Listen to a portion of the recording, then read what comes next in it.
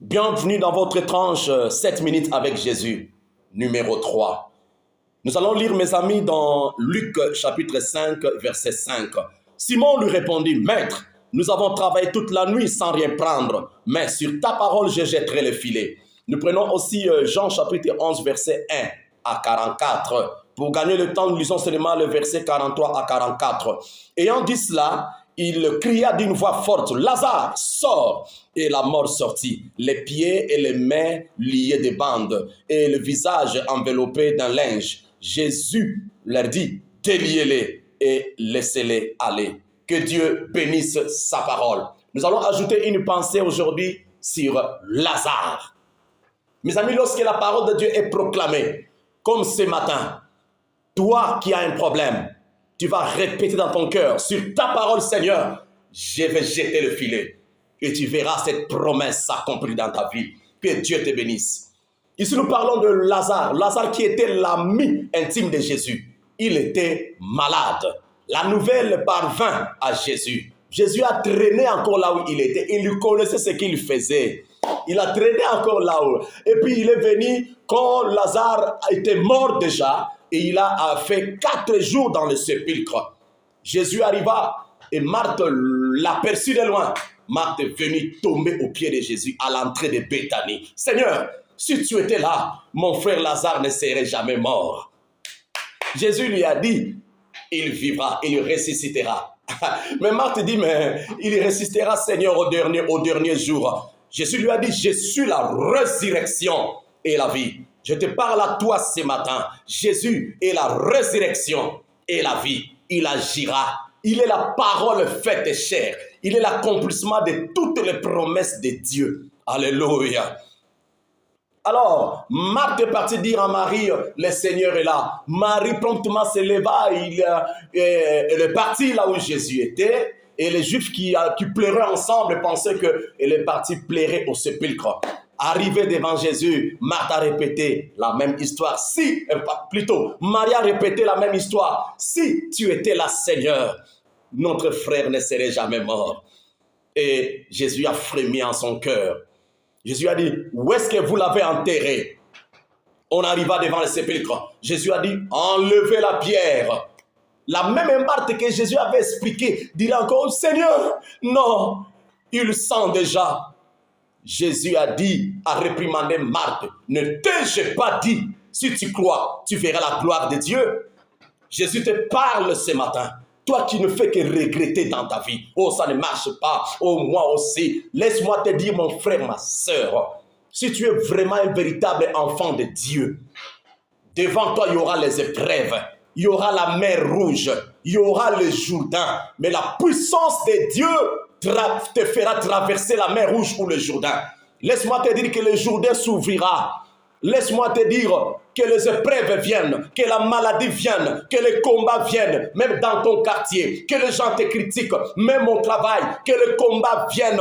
Laisse-moi te dire, Dieu ne t'abandonnera jamais. Ce ne sont que les épreuves, mais il sera toujours là. Et il parlera, et il se lèvera, il agira, comme avec Job. Alléluia. Je pouvais dire, mon Rédempteur est vivant. Il se lèvera le dernier.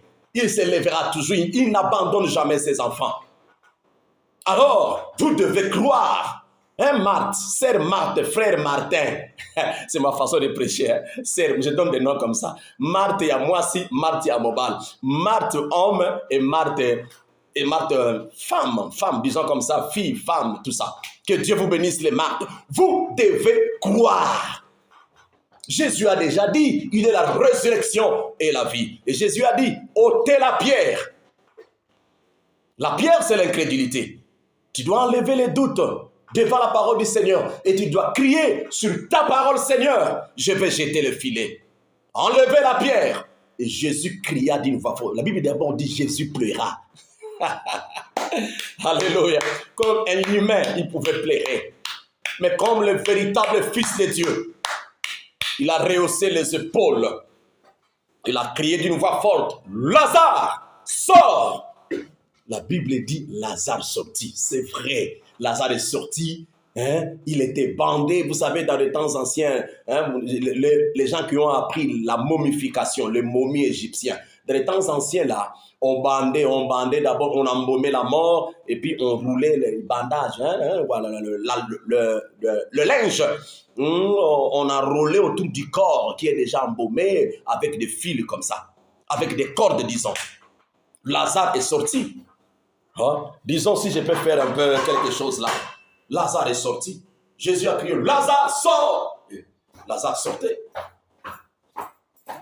Alors pendant que je suis en train de faire ces mouvements, je veux que toi, qui es comme Lazare, tu puisses sortir aussi. Sors! Entends la voix du Seigneur. Entends la voix du Seigneur Jésus qui parle à travers de moi maintenant. Lazare, sors de ta maladie au nom de Jésus-Christ. Lazare, sors de tes péchés au nom de Jésus-Christ. Lazare, sors de ton adultère au nom de Jésus-Christ. Lazare, sors de ta prophétie au nom de Jésus-Christ. Lazare, sors de ta mauvaise vie au nom de Jésus-Christ. Sors, sors, sors au nom de Jésus.